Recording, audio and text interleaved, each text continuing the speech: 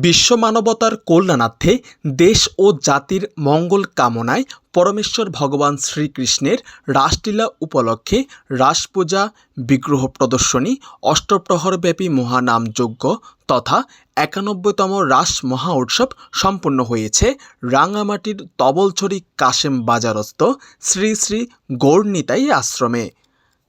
আয়োজিত ধর্মানুষ্ঠানে ১৪ই নভেম্বর বৃহস্পতিবার রাস পূজার অধিবাস, ১৫ই নভেম্বর শুক্রবার সন্ধ্যা ৭টায় গঙ্গা আবাহন হয়।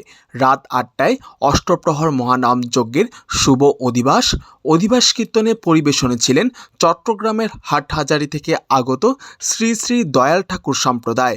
রাত ১০টায় শ্রীকৃষ্ণের রাস পূজা শুভারম্ভ হয়।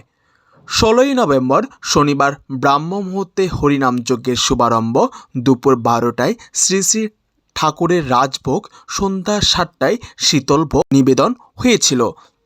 ১৭ই নভেম্বর ব্রাহ্ম মুহূর্তে মহানামযজ্ঞের পূর্ণাহুতি ও মঙ্গল দধি বিতরণ অনুষ্ঠান অনুষ্ঠিত হয়।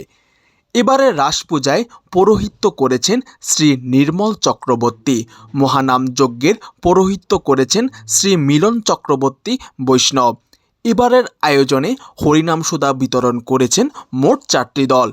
প্রতিবারের মতো রাস মহা উৎসব উপলক্ষে আশ্রমের নিকটে শাহ বহুমুখী উচ্চ বিদ্যালয় মাঠ সহ ৮ কিলোমিটার এলাকা জুড়ে বসেছিল আবহমান বাংলার ঐতিহ্যবাহী মেলা।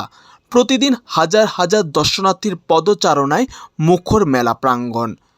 পার্বত্য রাঙামাটি জেলায় বসবাসরত সকল ধর্মাবলম্বীদের সম্প্রীতির এক অনন্য নিদর্শন প্রায় শতাব্দী প্রাচীন এই রাস উৎসব ও মেলা।